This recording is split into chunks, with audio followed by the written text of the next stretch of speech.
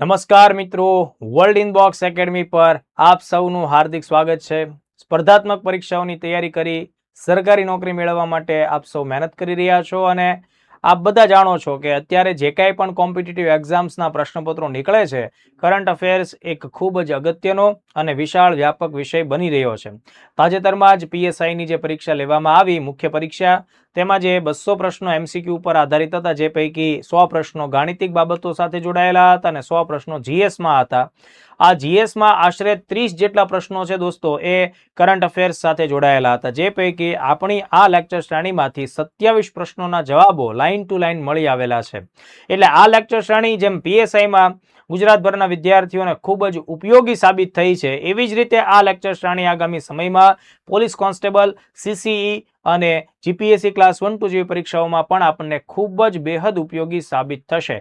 આજે આપણે પહોંચ્યા છીએ લેક્ચર નંબર 162 પર અને આજના લેક્ચરમાં ખાસ મહત્વના 4 મુદ્દાઓ વિશે આપણે વાત કરીશું। આપણી ચર્ચા આગળ વધારીએ એ પહેલા અત્યારે દોસ્તો મોક ટેસ્ટનો માહોલ વર્લ્ડ ઇનબોક્સ એકેડમી દ્વારા શરૂ કરવામાં આવ્યો છે અને માહોલ ખૂબ સરસ રીતે જામ્યો પણ છે। રજિસ્ટ્રેશન ખૂબ સરસ રીતે, ખૂબ સારી ઝડપથી થઈ રહ્યા છે। તો જે મિત્રોને પોલીસ કોન્સ્ટેબલની પરીક્ષા આ વર્ષે આપવાની છે, એમના માટે આ ખાસ અગત્યની મોક ટેસ્ટ છે દોસ્તો। અને પોલીસ કોન્સ્ટેબલ માટેની જે મોક ટેસ્ટ છે એ આગામી રવિવાર 3 મે 2026 થી શરૂ થશે। ટોટલ 10 પ્રશ્નપત્રો ધરાવતી મોક ટેસ્ટ છે દોસ્તો, અને એ પૈકી 5 જે પ્રશ્નપત્રો છે શરૂઆતના, એ વિષય આધારિત છે। અલગ અલગ વિષયો અને ટોપિક્સમાંથી પ્રશ્નો આવશે, જેની ડિટેલ માહિતી તમને સંસ્થા તરફથી લેખિત સ્વરૂપે હાર્ડ કોપીમાં આપવામાં આવે છે। અને બાકીના જે 5 પ્રશ્નપત્રો છે ફૂલ મોક ટેસ્ટ ઉપર છે। જે મિત્રોને ઓફલાઈન અનુકૂળતા હોય એ લોકો ગાંધીનગર, ભાવનગર, જુનાગઢ, સુરેન્દ્રનગર અને આણંદ વિદ્યાનગર આ 5 સેન્ટરો ઉપર જઈ અને વર્લ્ડ ઇનબોક્સ સેન્ટર ઉપર પ્રશ્નપત્રો આપી શકે। અને જે લોકોને ઘરે બેઠા ઓનલાઈન પેપર આપવા છે, એ લોકોએ world inbox my class application download કરી લેવાની અને એમાં મોક ટેસ્ટના ઓપ્શનમાં જઈ અને તમે એમાં જોઈન થઈ શકશો। આવી જ રીતે દોસ્તો જૂન મહિનામાં 7મી જૂન આસપાસ જે ક્લાસ 1-2ની પ્રિલિમ્સ પરીક્ષા લેવામાં આવનારી છે, એને ધ્યાનમાં રાખીને પણ આપણી સંસ્થાએ ક્લાસ 1-2 માટેના ખૂબ અગત્યના મોક ટેસ્ટ છે એ પણ જાહેર કર્યા છે અને એ ટેસ્ટ છે 4 મે થી શરૂ થશે। એ પણ ઓનલાઈન ઓફલાઈન બંને મોડ ઉપર ઉપલબ્ધ છે। તો દોસ્તો તમે જ્યારે પણ અગત્યની પરીક્ષા આપવા જાઓ છો તો તમારી તૈયારીને ચકાસવા માટે થઈ એટલીસ્ટ તમારે પ્રશ્નપત્રો સોલ્વ કરવા જ જોઈએ, જેથી કરીને તમને તમારી પોતાની ઝડપનો ખ્યાલ આવે, કયા વિષયો તૈયાર થયા છે, કયા વિષયો તમારા નબળા છે એનો પણ ખ્યાલ આવે। ચાલો હવે આપણે આપણા આજના લેક્ચરના સૌથી પહેલા ટોપિક ઉપર વાત કરીએ। કેન્દ્ર સરકારની એક અગત્યની યોજના છે જેનું નામ છે નમસ્તે યોજના। હવે આ નમસ્તે યોજના સાંભળીને આપણા મનમાં તરત જ પહેલો જે ખ્યાલ આવે એ કંઈક એમ થાય કે ભાઈ ભારતના મૂલ્યો સાથે જોડાયેલી વાત હશે, એટલે કદાચ આમાં કંઈક સાંસ્કૃતિક બાબતનું મહત્વ હોઈ શકે, અથવા નમસ્તે યોજના છે એ વિદેશી લોકો સાથે જોડાયેલી હોય કે ભાઈ આપણે વિદેશના લોકોનું જે ભારતમાં આગમન થતું હોય કે એવી કોઈ બાબત સાથે જોડાયેલી હશે આ યોજના। પણ એવી કોઈ પણ બાબત અહીંયા લાગુ નહીં પડે। તમે નામ સાંભળીને કે નામ વાંચીને જો એનો અંદાજ લગાડવા જશો તો ભૂલ ખાશો। આ નમસ્તે નામની જે યોજના છે દોસ્તો, એ ખાસ અગત્યનું જે ક્ષેત્ર છે, તમારે ખાસ ધ્યાન રાખવું પડશે, સફાઈનું જે ક્ષેત્ર છે, અને એમાંય ખાસ કરીને ગટર સફાઈની જે વાત છે, તે અત્યાર સુધી ગટરની સફાઈ માણસો દ્વારા જે થતી હોય ભારતમાં, એને આપણે અટકાવવાની છે અને ટોટલી મશીનનો ઉપયોગ કરીને ગટરની સફાઈ આપણે આગળ વધારીએ એ કામગીરીને પ્રોત્સાહિત કરવા માટે કેન્દ્ર સરકારે નમસ્તે યોજના અત્યારે લાગુ કરેલી છે। એટલે ખાસ આપણે ધ્યાન રાખીએ। નમસ્તેનું પૂરું નામ પરીક્ષામાં પૂછી શકાય, national action for mechanised sanitation ecosystem. મશીનનો ઉપયોગ કરીશું કારણ કે આ માનવ ગરિમા સાથે આ મુદ્દો સંકળાયેલો છે, એટલે આપણે ખાસ ધ્યાન રાખીએ। તો પ્રશ્ન ખાસ પૂછી શકાય આ નમસ્તે યોજના, તો તમારો જવાબ શું હોવો જોઈએ કે ભાઈ ભારતમાં ગટર અને સેપ્ટિક ટેન્કની જે સફાઈ છે એ જે કામદારો દ્વારા થાય છે એને આપણે અટકાવવાની છે અને સંપૂર્ણપણે મશીનની મદદથી, બરાબર, મિકેનિક્સ ટેકનોલોજી એટલે અલગ અલગ પ્રકારના રોબોટિક મશીનનો ઉપયોગ કરી ગટર સફાઈ આગળ વધારવાની છે। હવે જુઓ બીજો પ્રશ્ન શું પૂછી શકાય આ આખી વાતમાંથી। એક તો જો યોજનાનો ઉદ્દેશ પૂછાય, યોજનાનું પૂરું નામ પૂછાય, અને ખાસ મહત્વની વાત, યોજનાની સાથે જોડાયેલા મંત્રાલયો કયા છે, આ ટાઈપનો પ્રશ્ન પણ આવે। દાખલા તરીકે ક્વેશ્ચન એવો આવે કે ભાઈ નમસ્તે યોજના છે તો એ ભારત સરકારના કયા મંત્રાલય સાથે જોડાયેલી છે। હવે આપણે સાંસ્કૃતિક મંત્રાલય કે બીજું કોઈ મંત્રાલય ટીક મારીશું તો એ જવાબ તદ્દન ખોટો પડશે. પણ અહીંયા ધ્યાન રાખજો, બે મંત્રાલયો એક સાથે મળીને કામ કરે છે. કારણ કે જુઓ, આપણે એક આખા વર્ગની માનવ ગરિમા જાળવવાની છે, એટલે અહીંયા સામાજિક ન્યાય અને અધિકારિતા મંત્રાલય આવશે. અને બીજી બાબત એ કે આ ગટરનું કામ મોટા ભાગે આ કામગીરી છે એ નગરો અને શહેરો સાથે જોડાયેલી છે, એટલે અર્બન અફેર્સ સાથે સંકળાયેલું શહેરી બાબતોનું મંત્રાલય છે એ પણ સામેલ થશે. એટલે જનરલી એવું રેર જોવા મળે કે કોઈ ખાસ કાર્યક્રમને લાગુ કરવા માટે એક કરતા વધારે મંત્રાલયો ઇન્વોલ્વ હોય. આ એ પ્રકારની જ યોજના છે. એટલે અહીંયા જે મંત્રાલયો છે એમાં એક મંત્રાલય છે દોસ્તો, એ છે સામાજિક ન્યાય અને સશક્તિકરણ મંત્રાલય, એટલે આનું નામ યાદ રાખીએ. અને બીજું જે મંત્રાલય છે એ છે આવાસ અને શહેરી બાબતોનું મંત્રાલય. આ બંને મંત્રાલયો સંયુક્ત રીતે આ યોજનાને અમલમાં મૂકશે. હવે આની અમલીકરણની કામગીરી કોના હસ્તક થશે? તો ધ્યાન રાખજો, આ યોજનાનું અમલીકરણ સામાજિક ન્યાય અને સશક્તિકરણ મંત્રાલય હેઠળ નેશનલ સફાઈ કર્મચારી ફાઇનાન્સ ડેવલપમેન્ટ કોર્પોરેશન દ્વારા કરવામાં આવશે. જે મિત્રો ખરેખર ક્લાસ 1-2 ની પ્રિલિમ્સની સારી તૈયારી ઈચ્છે છે અને એમાં લેવલના પ્રશ્નો ઈચ્છે છે, એના માટે આ લાઈન છે એ મોસ્ટ આઈએમપી છે. કારણ કે એટલા ડિટેલ પ્રશ્નો જીપીએસસીમાં આવે છે. બરાબર, કે ભાઈ આ યોજનાનું અમલીકરણ છે તો એ NSKFDC એટલે કે નેશનલ સફાઈ કર્મચારી ફાઇનાન્સ ડેવલપમેન્ટ કોર્પોરેશન છે એના દ્વારા એને અમલમાં મૂકવામાં આવશે. સમયગાળો આ યોજના માટે જે નક્કી કરવામાં આવેલો છે 2023-24 થી લઈ અને 2025-26 સુધીનો છે, એટલે 3 વર્ષ સુધી આ યોજના દેશમાં ચાલી. તો કહેવાનો મતલબ આ કેમ અત્યારે કરંટમાં છે, તો તાજેતરમાં જ લોકસભા અંતર્ગત જે કેન્દ્રીય મંત્રી સાહેબ છે એમણે નમસ્તે યોજના વિશે કેટલી સફળતા મળી એના વિશેનો આખો અહેવાલ આપ્યો હતો, એટલા માટે નમસ્તે યોજના અત્યારે આપણે ધ્યાનમાં રાખી છે. બીજું, જીપીએસસી અગાઉ ઘણી વાર આ પ્રશ્ન પૂછેલો છે. એક રોબોટ્સનું નામ આપું છું જેનું નામ છે બેન્ડિકૂટ. બરાબર, બેન્ડિકૂટ રોબોટ. આ જે રોબોટ છે દોસ્તો એ ગટરની સફાઈ કરતો રોબોટ છે. કેરળ જે રાજ્ય છે ત્યાંના વિદ્યાર્થીઓએ આ રોબોટ તૈયાર કરેલો છે. બરાબર, એનું નામ છે બેન્ડિકૂટ. તો આ સફાઈ કામગીરી માટેનો રોબોટ છે. કેરળ રાજ્યએ આ જે કંપનીએ બેન્ડિકૂટ રોબોટ બનાવ્યો એમની સાથે સમજૂતી કરી છે કે ભાઈ આપણે કેરળમાં બધી જ ગટરોની સફાઈ આવા રોબોટથી જ કરાવવી છે. ઓડિશા રાજ્યએ પણ આ પ્રકારની સમજૂતી કરી છે. Even GMC Gandhinagar municipal corporation છે દોસ્તો, એમણે પણ આ કંપની સાથે સમજૂતી કરી છે. તો નજીકના સમયમાં ગાંધીનગરમાં પણ રોબોટ દ્વારા ગટર સફાઈ થશે. આ પ્રશ્ન છે ને, આ રોબોટનું નામ એ ઘણી વાર પૂછાયેલું છે, એટલે હવે સમજદાર વિદ્યાર્થીઓ આ નામ ભૂલશે નહીં. બરાબર, એટલે આ વસ્તુ આપણા માટે જાણવી ખાસ જરૂરી છે. બાકીના મુદ્દા તમે નહીં વાંચો તો ચાલશે. આ મેઇન્સ માટે, ઇન્ટરવ્યુ માટે જે વિદ્યાર્થીઓ તૈયારી કરે એના માટે હોય કે ભાઈ આ યોજના છે એનાથી શું શું થશે. તો ભાઈ શૂન્ય મૃત્યુ દર, સફાઈ કર્મચારીઓનું કોઈનું મૃત્યુ ન થવું જોઈએ હવેથી, મતલબ જે ગટરમાં ગુંગળાઈને માણસો મરી જાય, બરાબર, તો એ બાબત. માનવ મળ સાથે સીધો સંપર્ક હવેથી માણસોનો થશે નહીં, જે સફાઈ કર્મચારી છે એનો. યંત્રીકૃત સફાઈ એટલે કે મશીનની મદદથી જ સફાઈ કરવી, આ આખી યોજના છે એનો મૂળ ઉદ્દેશ છે. ઇમરજન્સી રિસ્પોન્સ સેનિટેશન યુનિટ્સ છે એની સ્થાપના થશે.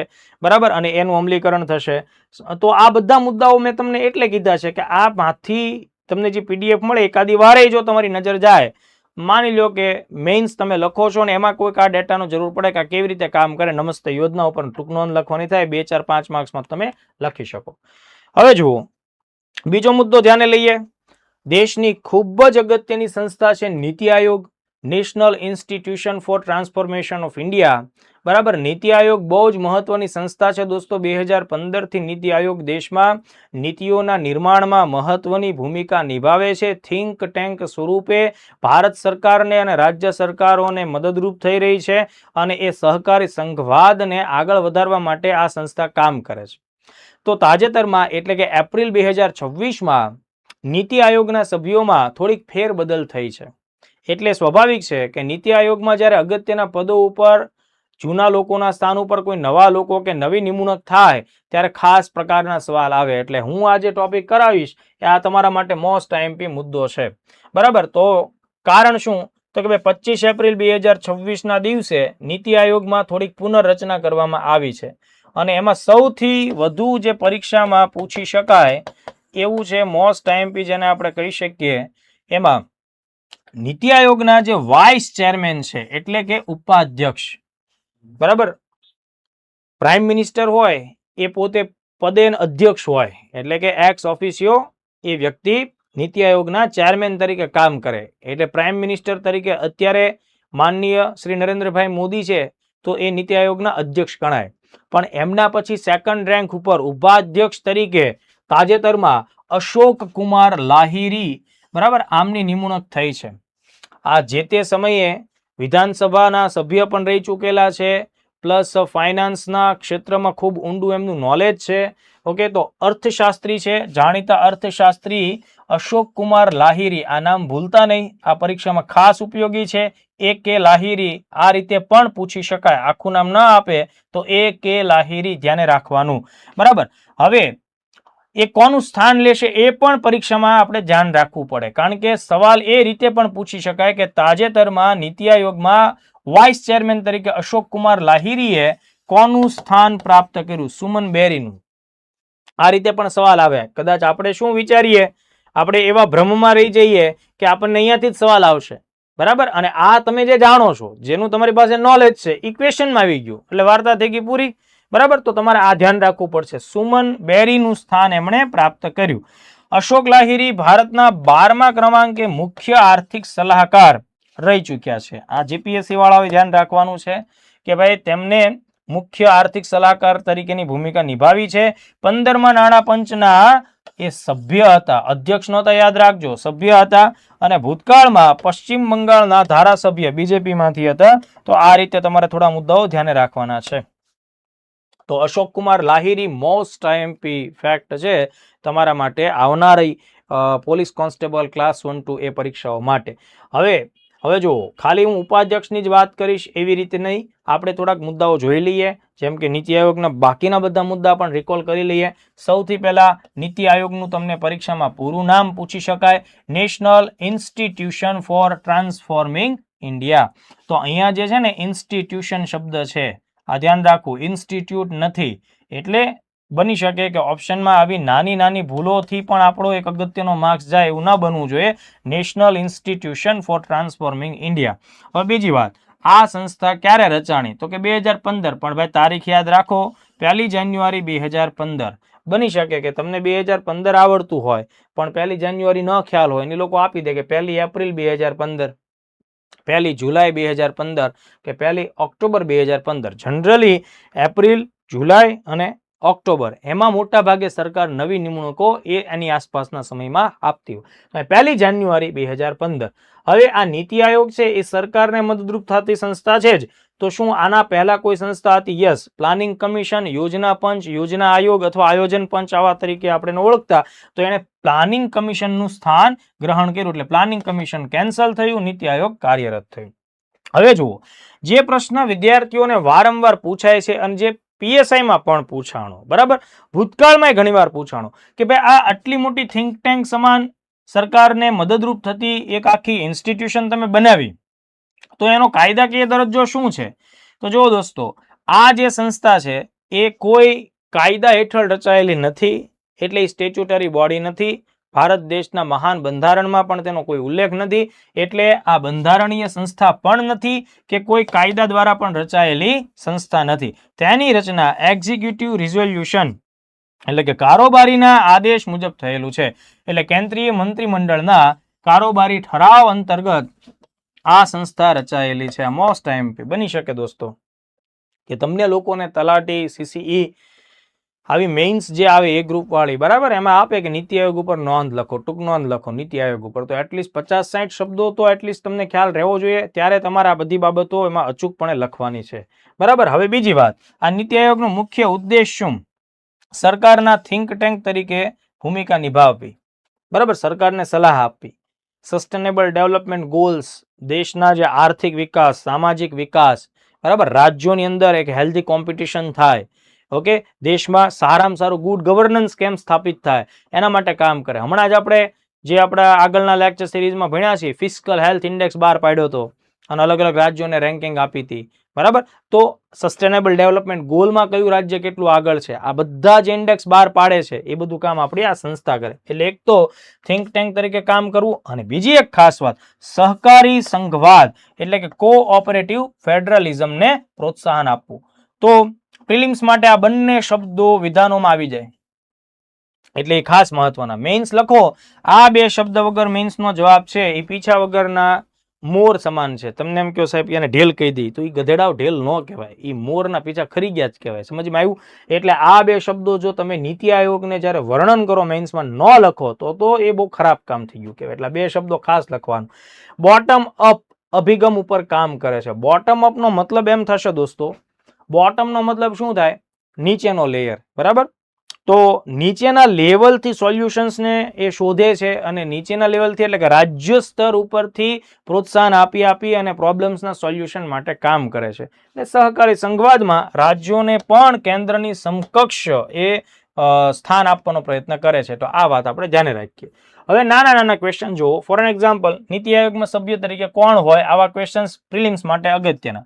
અધ્યક્ષ પૂછાય તો વડાપ્રધાન પૂછાય, નરેન્દ્ર મોદી સાહેબ, બરાબર. ધ્યાને રાખીશું.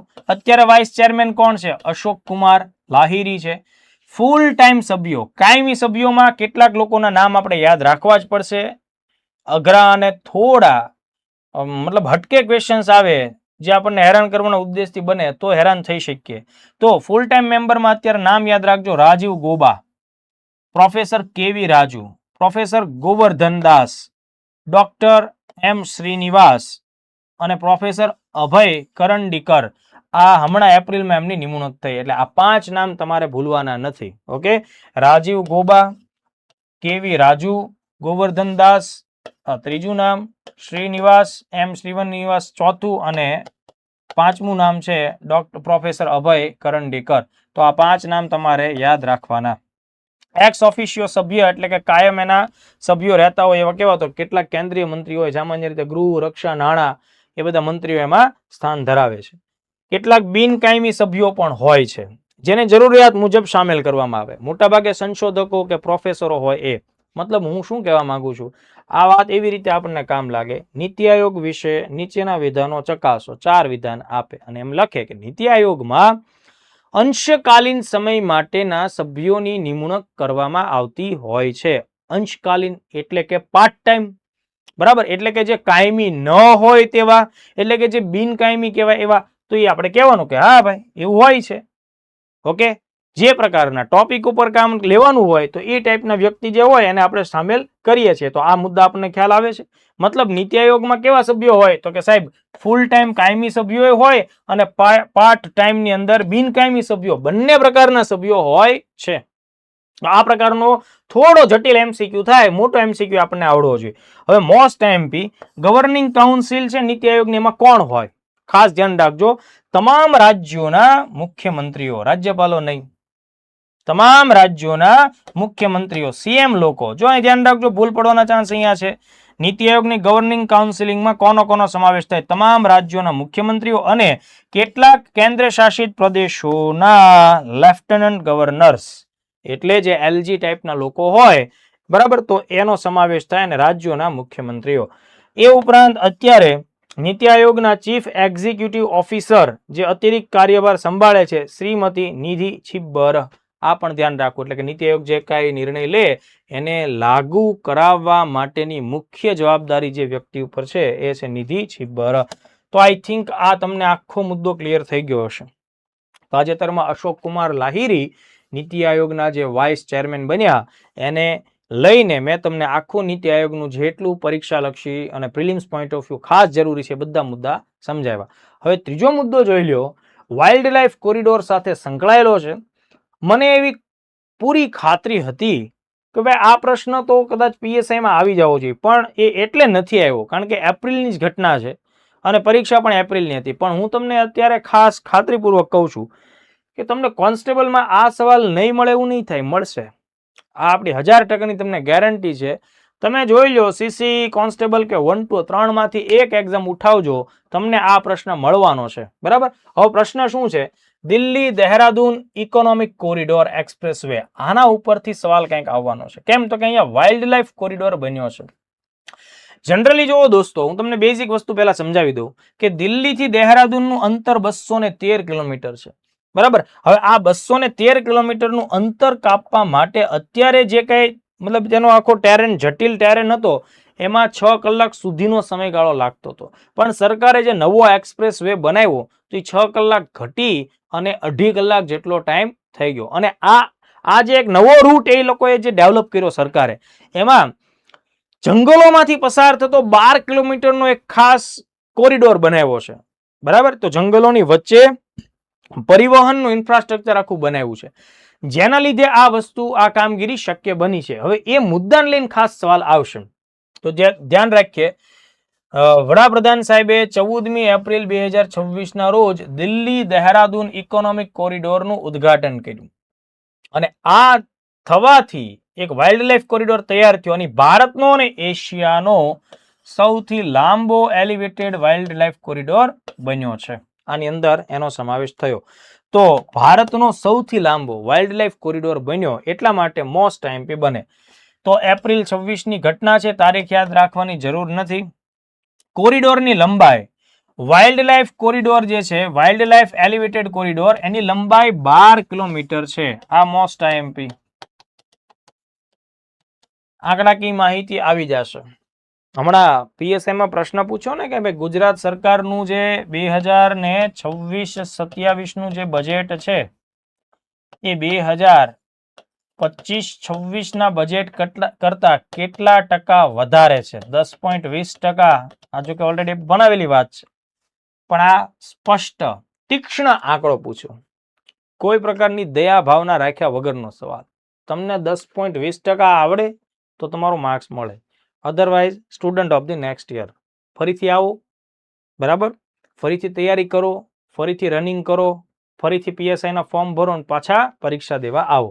એટલે આ વસ્તુ એવી છે કે ભાઈ જ્યારે તમને હું એમ કહી દઉં છું કે ભાઈ આ ભારતનો સૌથી લાંબો વાઇલ્ડ લાઈફ એલિવેટેડ કોરિડોર છે, તો ડોબાઓ તમને એને કિલોમીટર તો યાદ રહેવા જોઈએ. તો કયા છે? 12 કિલોમીટર. હવે આ corridor Delhi Dehradun express way ના છેલ્લા તબક્કામાં આવેલો છે. આ ધ્યાન રાખજો, અંતિમ તબક્કામાં આવેલો છે. ટોટલ મેં તમને શું કીધું, આ બંને શહેરો વચ્ચેનો જે કોરિડોર છે કેટલા કિલોમીટરનો? 213. એ 213માં 12 જે છે એ કેવા છે? વાઇલ્ડ લાઈફ માંથી પસાર થાય. હવે આ વાઇલ્ડ લાઈફ એટલે જંગલમાંથી જે ટુકડો પસાર થાય છે રોડનો, એ મુખ્યત્વે યુપીના શિવાલિક વન વિભાગ અને ઉત્તરાખંડના રાજાજી ટાઈગર રિઝર્વમાંથી પસાર થાય છે. 1-2 વાળા ધ્યાન રાખજો, આ લેવલે જશે. તમને એમ છે ખાલી એટલું જ પૂછાય, જો આટલું સહેલો સવાલ આવી જાય કે ભાઈ વાઇલ્ડ લાઈફ કોરિડોર ક્યાં બન્યો? દિલ્હી દહેરાદૂન એક્સપ્રેસ વે ઉપર. તો આ તો સિમ્પલ પ્રશ્ન થયો, એ તો આવડી જાય અને એ પૂછાય તો બધાને ફાયદો થઈ જાય. એવું નથી કે તમને જ આવડ્યું, મોટા ભાગને આવડ્યું, પણ આ લેવલની વસ્તુ છે ધ્યાન રાખો તો જ આવડે કે શિવાલિક વન વિભાગ એટલે કે શિવાલિક જે ફોરેસ્ટ છે તે અને ઉત્તરાખંડનું રાજાજી ટાઈગર રિઝર્વ છે એમાંથી પણ પસાર થાય છે. હવે જુઓ, આ જે કોરિડોર છે એ ખાસ કરીને હાથી અને વાઘની જે અવર જવર છે એને ખલેલ ન પહોંચે એના માટે વિશેષ રીતે એલિવેટ કરવામાં આવેલો છે. એમાં ટોટલ 8 એનિમલ પાસ છે, 2 હાથી માટેના અંડરપાસ છે, બરાબર, જે 200 મીટર લંબાઈ ધરાવે, અને 370 મીટરની એક ટનલ પણ એની અંદર બનાવવામાં આવેલી છે. એટલે 8 એનિમલ પાસ જે નોર્મલ પાસ છે એ, અને 2 અંડરપાસ છે હાથીઓ માટે, એટલે આંકડાઓ જોઈ લેજો. અને 370 મીટર લાંબી એક ટનલ પણ આ 12 કિલોમીટરના કોરિડોરની અંદર સામેલ છે. ચાલો, તો આ મુદ્દો ક્લિયર થઈ ગયો. એક્સપ્રેસ વે થી દિલ્હી દહેરાદૂન વચ્ચેનો જે પ્રવાસ છે 6 કલાકે થતો હતો એ હવે કેટલામાં થશે? 2.5 કલાકમાં. એટલે મસ્ત તૈયારી કરો, સુપર લેવલની તૈયારી કરો, પેપર 1 નંબર આપો. પેપર આપી દીધા પછી જ્યારે તમને એમ લાગે કે નહીં યાર આ વખતે ડન છે, ફાઇનલ છે, એટલે તરત જ આ જગ્યાએ જઈને આટો મારી આવો. બરાબર, મોજ કરો, પણ પહેલા પરીક્ષાની તૈયારી કરો એટલે તમારું કામ સરળ થઈ જશે. હવે ચોથો ટોપિક આગળ ભણીએ એ પહેલા વર્લ્ડિંગ બોક્સ એકેડમી ગાંધીનગર ખાતે આગામી મહિનામાં 14મી મે ના દિવસે અમે લોકો એક નવી બેચ મૂકી રહ્યા છીએ. એ સ્પેશિયલ ક્લાસ 3 માટેની જનરલ બેચ છે, ઓફલાઈન બેચ છે. 8 મહિના એનો જે ભણવાનો ટોટલ સમયગાળો રહેશે. ઓકે, અને જેના અંતર્ગત તમને વર્ગ 3 માટેના તમામ વિષયો ટુ ધી વેરી બેસ્ટ રીતે આપણે ભણાવવાના છે, બરાબર. અને આ જે બેચ છે એનો ડેઇલી રૂટીન અભ્યાસનો સમયગાળો સવારનો રહેશે, મોર્નિંગ ટાઈમ છે, સવારે 8 થી 10 2 કલાકનો એક લેક્ચર અને અડધી કલાકની એક ટેસ્ટ, જે 7:30 વાગ્યાની ટેસ્ટ હોય. 7:30 થી 10 સવા 10 સુધીની આ બેચ થાય. તો વહેલી તકે તમે લોકો વર્લ્ડ ઇન બોક્સ એકેડમી ગાંધીનગરનો સંપર્ક સાધો. સેક્ટર 6 ખાતે આપણી એકેડમી આવેલી છે. રૂબરૂ પણ આવી શકો છો ડિટેલ માહિતી મેળવવા માટે, અથવા ફોન કોલ ઉપર 7575061818 આ નંબર ઉપર કોલ પણ કરી શકો છો. તો બેસ્ટ રિઝલ્ટ માટે બેસ્ટ સંસ્થા વર્લ્ડ ઇન બોક્સને પસંદ કરો. હવે જો આજના ટોપિકનો છેલ્લો અગત્યનો ખાસ મહત્વનો મુદ્દો છે, અને આ ટોપિક જે વિદ્યાર્થીઓ તાજેતરની અંદર 47 નંબર અને 240 નંબરના જીપીએસસી 1-2 ઇન્ટરવ્યુ માટે પસંદગી પામ્યા છે એમના માટે મોસ્ટ આઈએમપી છે, અને પ્રિલિમ્સ માટે, મેઇન્સ માટે તો ખરું જ છે. ભારત અને ન્યુઝીલેન્ડની વચ્ચે તાજેતરમાં ફ્રી ટ્રેડ એગ્રીમેન્ટ થયો. ક્યારે થયો? 27 એપ્રિલ 2026ના દિવસે થયો, દિલ્હી ખાતે. ફ્રી ટ્રેડ એગ્રીમેન્ટનો મતલબ એવો થાય દોસ્તો કે એક દેશ પોતાની વસ્તુઓ બીજા દેશમાં જ્યારે વેચવા જાય છે, ત્યારે બીજા દેશની સરકાર આ વસ્તુઓ આવવાથી પોતાની જે સ્થાનિક જે બધી કંપનીઓ કે પ્રોડક્શન છે એના હિતની જાળવણી માટે બહારથી આવતી વસ્તુઓ ઉપર થોડોક કર વધારી દેતા હોય, અને એના લીધે એ જે ડ્યુટી વધવાથી બીજા દેશની વસ્તુ જે બીજા દેશમાં પહોંચે છે, બરાબર, તો ત્યારે એનો થોડો ભાવ કેવો થાય? વધી જાય, અને કોમ્પિટિશનમાં સ્થાનિક ઉદ્યોગોને લાભ મળે. પણ હવે ફ્રી ટ્રેડ અંતર્ગત બધા દેશો પોતાની બજારો ખોલી રહ્યા છે અને બીજા દેશોની વસ્તુઓને આવકારે છે અને પોતાની પ્રોડક્ટ બીજા દેશમાં એવા જ ભાવ સાથે વેચી રહ્યા છે. તો આ બાબતે ભારતે તાજેતરમાં ઘણા બધા ફ્રી ટ્રેડ એગ્રીમેન્ટ કર્યા છે, અને તાજેતરમાં ન્યુઝીલેન્ડ સાથેનો જે ફ્રી ટ્રેડ એગ્રીમેન્ટ થયો એવું કહેવાય છે કે સૌથી ઓછા સમયમાં નેગોશિએશન્સ કમ્પ્લીટ થયું. બહુ જ ઓછા સમયમાં, આશરે 9 મહિનામાં આ બંને દેશો આ સમજૂતી માટે એકદમ રેડી થઈ ગયા, બરાબર. અને બીજી એક ખાસ વાત હું તમને શરૂઆતથી જ કહી દઉં કે આ ભારત અને ન્યુઝીલેન્ડનો જે ફ્રી ટ્રેડ એગ્રીમેન્ટ થયો એમાં ભારત વતી વાર્તાલાપ કરવા માટે છેલ્લા 9 મહિનાથી જે પ્રોસેસ ચાલતી હતી, તો જેમાં મુખ્ય જે ચીફ નેગોશિએટર હતા, બરાબર, ડેપ્યુટી નેગોશિએટર હતા, બધી આખી ટીમ છે એ મહિલાઓની હતી, બરાબર. એટલે ભારત સરકાર ગૌરવ સાથે એમ કહે છે કે આ ભારત ન્યુઝીલેન્ડની જે ફ્રી ટ્રેડ એગ્રીમેન્ટ સમજૂતી થઈ એ મહિલા સંચાલિત, એટલે કે women lead free trade agreement થયો. ભારતનો આ પ્રકારનો આ પહેલો ફ્રી ટ્રેડ એગ્રીમેન્ટ છે જેમાં મહિલાઓએ આટલી વિશેષ ભૂમિકા નિભાવી છે. હવે જુઓ આનાથી શું ફાયદો થશે? ભારતની ઘણી બધી વસ્તુઓ ન્યુઝીલેન્ડમાં સસ્તા દરે વેચી શકાશે. એટલે કે ન્યુઝીલેન્ડની સરકારે ટેરિફ હટાવવા માટે સહમતિ સાધી છે. કેવી વસ્તુઓ સમજી લો પહેલા, પછી ડિટેલમાં વાત કરીએ. કાપડ, બરાબર, દવાઓ, ભારતના નાના મોટા લોકલ કંપનીઓ તૈયાર કરેલા મશીન્સ, ઓકે, તો આ બધી વસ્તુઓ, અને પ્લસ જે ભારતના કામદારો હોય એમને ત્યાં જઈને કોઈ પણ સેક્ટરમાં કામ કરવું છે તો એને ટેમ્પરરી એમ્પ્લોયમેન્ટ એન્ટ્રી મળી શકે, એટલે 3 વર્ષ માટેનો વિઝા મળે. અને એ ઉપરાંત ન્યુઝીલેન્ડની ઘણી બધી વસ્તુઓ ભારતમાં આવશે. હા, ડેરી સેક્ટરને આપણે પ્રોટેક્ટ રાખ્યું છે, અમુક ખાસ પ્રકારના મસાલાઓનું સેક્ટર છે એને પણ પ્રોટેક્ટ રાખ્યું છે. ભારતનું આયુર્વેદને, હોમિયોપેથીને ન્યુઝીલેન્ડમાં વધારે સારો ચાન્સ મળે એ માટેની સમજૂતી થઈ. તો થોડું હવે ડિટેલમાં 1 by 1 ટોપિક જોઈ લઈએ. તો બંને દેશો વચ્ચેની જે સમજૂતી થઈ, પહેલી વાત તો એ સમજૂતી ક્યાં થઈ ખબર હોવી જોઈએ? નવી દિલ્હીમાં, એટલે ભારતમાં. સમજૂતી ઉપર હસ્તાક્ષર કોણે કર્યા? તો ભારત વતી વાણિજ્ય મંત્રી શ્રી પિયુષ ગોયલ સાહેબ અને ન્યુઝીલેન્ડ વતી એના જે ટ્રેડ મિનિસ્ટર છે ટોડ મેકલે, આ બંને લોકોએ આ સમજૂતી ઉપર સાઇન કરી છે. તો આ મુદ્દો આપણા માટે જાણવો બહુ જરૂરી છે. આવી સમજૂતીઓ ભાગ્યે જોવા મળે, ઓછા સમયમાં થાય એ રીતની. ભારતની નિકાસ ઉપર 100% ડ્યુટી ફ્રી એક્સેસ, એટલે ભારતની વસ્તુઓ ઉપરની જે નિકાસ દર હતો તે ન્યુઝીલેન્ડે લગભગ ઘટાડી દીધો. ભારતની લગભગ 8284 ટેરિફ લાઇન્સ હટાવી. ટેરિફ લાઇન્સ એટલે ઉત્પાદન. 8284 પ્રકારની વસ્તુઓ હવે ન્યુઝીલેન્ડમાં 0% ડ્યુટી સાથે વેચાશે, બરાબર. તો આ બાબત આપણા માટે બહુ જ મહત્વની છે. ન્યુઝીલેન્ડની નિકાસ ઉપર 95% ટેરિફ ભારત દૂર કરશે, બરાબર. એટલે ભારત છે એ ન્યુઝીલેન્ડની માંથી આવતી 100% માંથી 95% વસ્તુઓ પરનો ટેરિફને દૂર કરશે અથવા એમાં ઘટાડો કરશે, એવી સમજૂતી થઈ છે. મેં તમને ખાસ કીધું છે કે ભાઈ ડેરીનું સેક્ટર આમાં બાકાત રાખ્યું છે. ખાંડ અને કેટલાક મસાલા છે એને સુરક્ષિત રાખવામાં આવ્યા છે. ઓકે, એનું મતલબ કે ન્યુઝીલેન્ડનું ડેરી આપણા કરતાં સ્ટ્રોંગ છે. તો ન્યુઝીલેન્ડ છે એની ડેરી પ્રોડક્ટ ઇન્ડિયામાં ખૂબ સસ્તા દરે ઘૂસી જાય તો ભારતનું ડેરી ઉદ્યોગને તકલીફ પડે. વેપારનું લક્ષ્યાંક શું રાખ્યું છે? પ્રિલિમ્સ માટે ધ્યાન રાખવું પડે. બંને દેશોએ આગામી 5 વર્ષો એટલે આ 26 થી 5 વર્ષ ગણશો એટલે આશરે 30 સુધીનો સમયગાળો થાય. બંને દેશોનો વેપાર છે એ લગભગ $5 બિલિયન સુધી પહોંચાડવાનો છે, એટલે કે બમણો કરવાનું લક્ષ્યાંક છે. આ પરીક્ષામાં પૂછી શકાય. બીજું, રોકાણ. ન્યુઝીલેન્ડ ભારતમાં રોકાણ કરશે. Most IMP. હવે રોકાણ કેટલું કરશે? આગામી 15 વર્ષોમાં ન્યુઝીલેન્ડ ભારતની અંદર $20 બિલિયન નું રોકાણ કરશે. આ આંકડો પરીક્ષામાં આવી શકે 1-2 વાળાઓને. બરાબર. ભારત ન્યુઝીલેન્ડ વચ્ચેના FTA અંતર્ગત જે સવાલ આવશે એમાં આ વિધાનવાળો ક્વેશ્ચન આવશે. તો ન્યુઝીલેન્ડ કેમાં રોકાણ કરશે?